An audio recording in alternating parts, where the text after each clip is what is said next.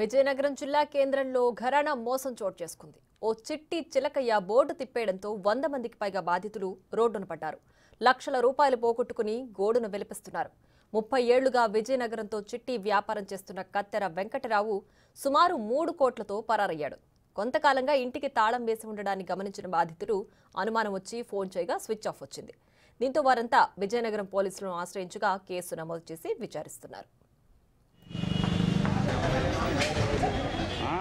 డబ్బులు ఎత్తుకుపోయినట్టు అయిపోతుంది నీదే ఎత్తురేటు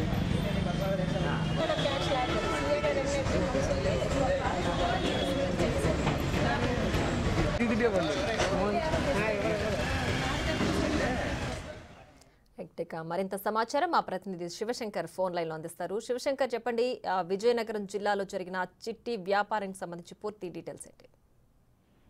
ప్రియా, అయితే విజయనగరంలో చిట్టీల సుమారు 3 కోట్ల రూపాయలకు పైగా మోసం జరిగినట్టు తెలుస్తోంది. అనేక మంది బాధితులు అయితే ఇందులో ఉన్నట్టయితే మనకు తెలుస్తుంది. గతంలో కూడా విజయనగరం జిల్లాలో సంబంధించి పప్పు చిట్టీలు అని చెప్పేసి కోట్ల రూపాయల మోసాలు అయితే మనం చూసాం. లక్షలాది రూపాయలు, కోట్లాది రూపాయల మోసం మనం చూసాం. అటు చీపురిపల్లి, నెల్లిమర్ల, అదేవిధంగా పార్వతీపురం వంటి మండలంలో ఇదివరకే ఇటువంటి మోసాలు అయితే పెద్ద ఎత్తున జరిగాయని చెప్పుకోవచ్చు. ఇప్పుడు విజయనగరం జిల్లా కేంద్రంలో అయితే ఇది ఫస్ట్ టైం 3 కోట్ల రూపాయలు, సుమారు 3 కోట్ల రూపాయలు. అయితే గతంలో ఈయన చిన్న సైకిల్స్, పాత సైకిల్స్ ఇలాంటి వ్యాపారం చేసుకునేవాడు కత్తెర వెంకటరావు అనే వ్యక్తి. అయితే ఈయన గత 30 ఏళ్లుగా ప్రజలను నమ్మించి వేరే ఊరు నుంచి ఇక్కడ స్థిరపడి ప్రజలను నమ్మించి ఒక నమ్మకస్తుడిగా పేరుగాంచి గతంలో వేల రూపాయలు, లక్షల రూపాయలు వేసిన ఆయన ఇప్పుడు కోట్ల రూపాయల్లో చిట్టీలు అయితే ఇస్తున్నాడు. దీంతో ప్రజలందరూ కూడా ఆయన నమ్మి చుట్టుపక్కల ఉన్నటువంటి ఉద్యోగస్తులు కావచ్చు, వ్యాపారస్తులు కావచ్చు, చిరు వ్యాపారస్తులు కావచ్చు, చుట్టుపక్కల వీధిలో ఉన్నటువంటి వాళ్ళు కావాలి అందరూ కలిసి బ్యాచ్లు తెలుగుగానే ఈ వ్యాపారం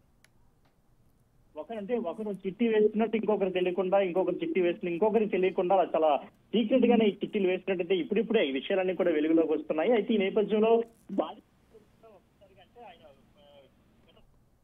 ఎక్కడ కనిపించకపోవడం, ఫోన్ చేసి స్విచ్ ఆఫ్ రావడం, అదేవిధంగా ఇంటికి తాళం వేస్తుండడం, ఈ అనుమానం నేపథ్యంలో ఇంటికి వెళ్ళి చూస్తే ఎవరు లేరు. దీంతో వీరందరూ కూడా ఈ రోజు సోమవారం స్పందన నేపథ్యంలో ఫస్ట్ కలెక్టరేట్ చేరుకున్నారు. అక్కడి నుంచి ఎస్పీ ఆఫీస్కి వెళ్లారు. ఆ తర్వాత 1 టౌన్ పోలీస్ స్టేషన్ చేరుకుని అక్కడ 1 టౌన్ సిఐ వెంకటరావుకి అయితే ఇలా ఫిర్యాదు చేయడం జరిగింది. ఆయన కేసు నమోదు చేస్తున్నారు. పోలీసులు అయితే దీనిపై పూర్తి స్థాయిలో సమగ్రంగా దర్యాప్తు చేసి నిజాలు వెలికి తీస్తామని చెప్తున్నారు. అదేవిధంగా ప్రజలందరూ కూడా ఇటువంటి చిట్టీలు, ఎందుకంటే చిట్టి అనగానే మనం అందరూ తెలుసు ఇది ఒక చీటింగ్ అని చాలా మంది ఆర్థికవేత్తలు చెప్తూనే ఉంటారు. కానీ ప్రజలందరూ కూడా ఒక పల్లెటూరు వాతావరణం కలిగిన ప్రజలందరూ కూడా చిట్టీలపై పెద్దగా ఆశ చూపుతుంటారు, మోజుపడుతుంటారు. కాబట్టి ఇది కామన్ గా, అంటే సోషల్ రెస్పాన్సిబిలిటీ అనేది లేకుండానే చాలా మంది ఉన్నారని చెప్పుకోవచ్చు. ఎందుకంటే ఒక ఆశతో చిట్టీలో కట్టుకుందాం అనే ఆశతో చాలా మంది లాభాలు పొందొచ్చిన ఆశతో వేస్తుంటారు. మరికొంతమంది అయితే అదే ఆశతో మరికొంతమంది వాళ్ళ దగ్గర చీటీలు వేస్తుంటారు. సో వీళ్ళందరూ కూడా మోసపోవద్దని ఇప్పటికే పలుమార్లు ప్రజాప్రతినిధులు కావచ్చు, పోలీసులు కూడా చెప్పడం జరిగింది. అయినా కానీ ఇదే పందా నడుస్తుంది. కాబట్టి ప్రజలు ఎప్పటికైనా తెలుసుకోవడం పోలీసులు కూడా వాళ్ళందరికీ చెప్పడం జరిగింది.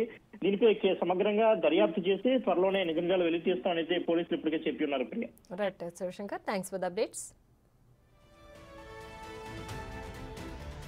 డబ్బులు ఎత్తుకుపోయినట్టు అయిపోతుంది నీదే ఎత్తురేటు అయిపోయింది.